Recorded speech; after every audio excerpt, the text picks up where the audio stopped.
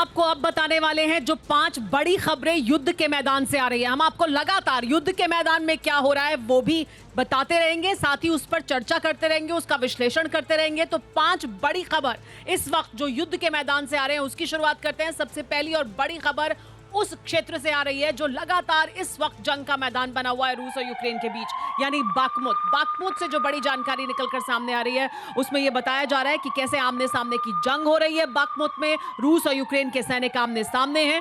रूसी सैनिकों ने गोलियां बरसाते दिखे हैं, रूसी सैनिकों पर गोलियां बरसाते दिखे हैं। यूक्रेन के सैनिक ऐसी जानकारी मिल रही है।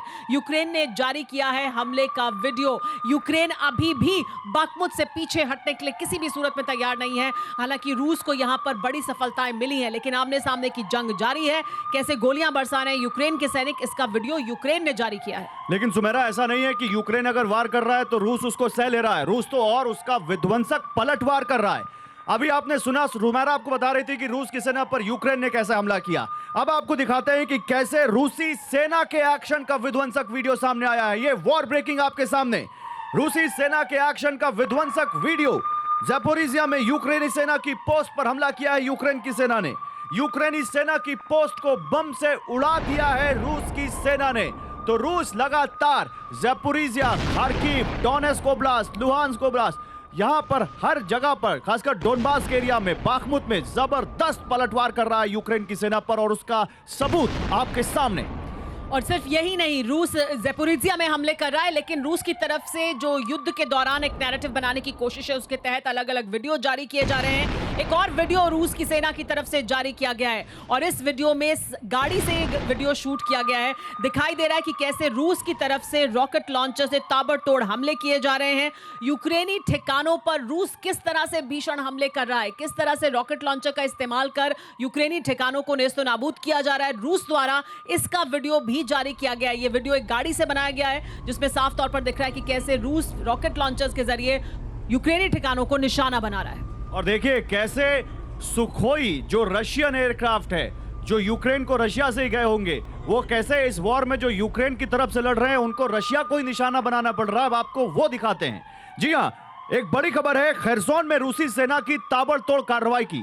खरसोन में रूस के कब्जे के बाद अब यूक्रेन लगातार कोशिश कर रहा है कि रूस को और पीछे धकेला जाए। आपको याद होगा, नीपर नदी के तट पर पहुंच गई थी रूसी सेना, थोड़ा पीछे हटी थी और उसको स्ट्रैटेजिक मूव बताया गया था। अब खरसोन से एक बड़ी खबर आ रही है जहां सुखोई 25 को रूसी सेना ने मार गिराया है। ये यूक्रेन का फाइटर जेट है।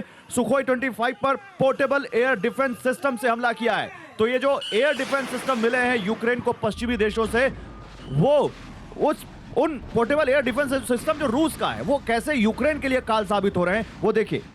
तस्वीरें आप देख सकते हैं, खरसोन से तस्वीरें आ रही हैं जहां पर यूक्रेनी सेना के सुखोई 25 को रूसी सेना ने मार गिराया।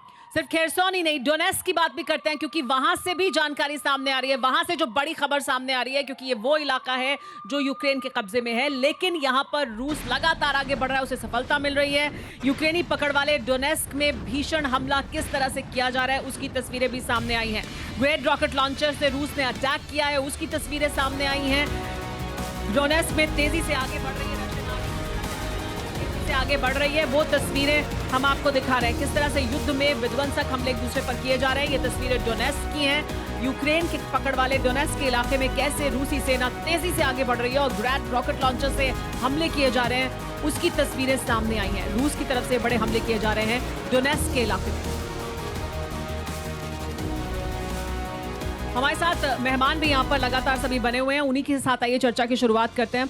ओपी तिवारी जी हमारे साथ मौजूद हैं। सर, हम लगातार इन अत्याधुनिक हथियारों का इस्तेमाल होते हुए देख रहे हैं और ये भी अब सामने जानकारी है कि अमेरिका पीछे नहीं हटने वाला है और हथियार देगा, लेकिन जो वो हथियार देने वाला है उससे कितना और भीषण होगा ये युद्ध, या वो अभी भी नाकाफी है जैसा कि यूक्रेन कहता रहा है? देखिए सुमेरा, ये अमेरिका जो हथियार दे रहा है इससे युद्ध का इंटेंसिटी तो काफ़ी बढ़ेगी, लेकिन थोड़ी सोचने की बात इसमें यह है कि क्या इक्विपमेंट ये दे रहा है।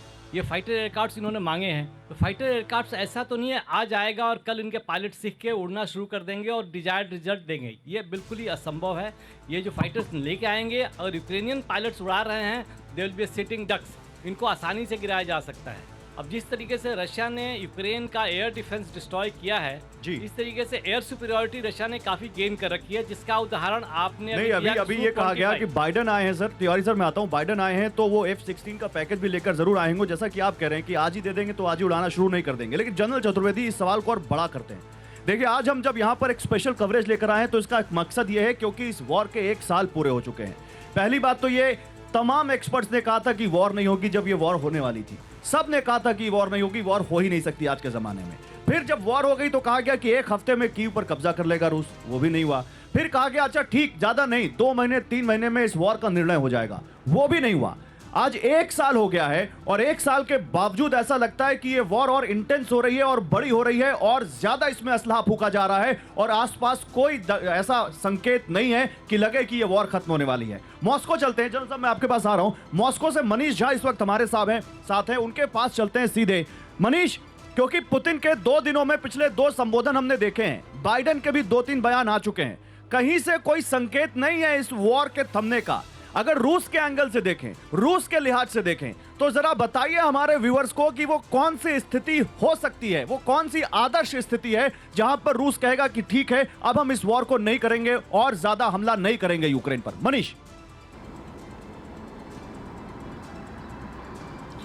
देखिए गौरव, सबसे पहले तो आपको और आपके माध्यम से दुनिया भर के TV9 के दर्शकों को मैं बता दूं कि मॉस्को से रात भर का सफ़र तय करके, करीब 1000 किलोमीटर का सफ़र तय करके मैं इस वक्त एक बार फिर रूस यूक्रेन बॉर्डर पर पहुंच चुका हूं और अब मैं डोनबास में प्रवेश करने वाला हूं।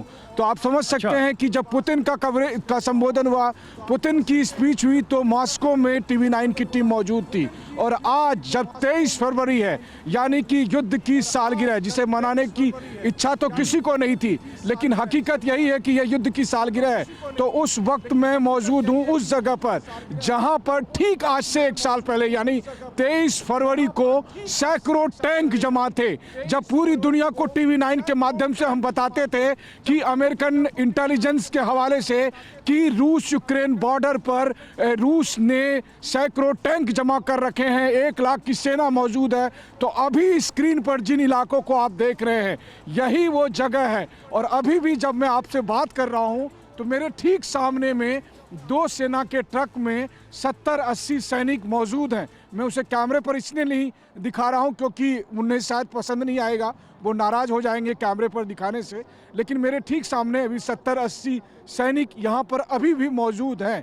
तो हम आपको दिखा रहे हैं, देखिए ये वो इलाका है जो रण क्षेत्र है उस पूरी दुनिया का, जहाँ पर अब संभावना हो गई है कि पता नहीं कब जाकर परमाणु युद्ध शुरू हो जाए, और उसका सेंटर पॉइंट है यही वो जगह, वो डोनबास, जिसको लेकर पूरी दुनिया में चर्चा है। आज एक बार फिर TV9 और जिस बात का आप जिक्र कर रहे हैं उसी से जुड़ी बड़ी खबर हमारे पास है, वो बताएं अपने दर्शकों को। साथ ही आपको ये भी जरूर कहना चाहूंगी कि आप अपना बहुत ध्यान रखें, बहुत संभल कर, क्योंकि वो ऐसा क्षेत्र है जहां से आप इस समय रिपोर्टिंग कर रहे हैं, तो बहुत सावधान रहें। लेकिन जो बात कर रहे हैं मनीष की, ये एक ऐसी जगह है, युद्ध का एक ऐसा मैदान है जहां पर लगातार ये खतरा बना हुआ है कि कभी भी ये परमाणु युद्ध में बदल सकता है। दुनिया के सामने ये खतरा इमिनेंट है, सामने दिखाई दे रहा है।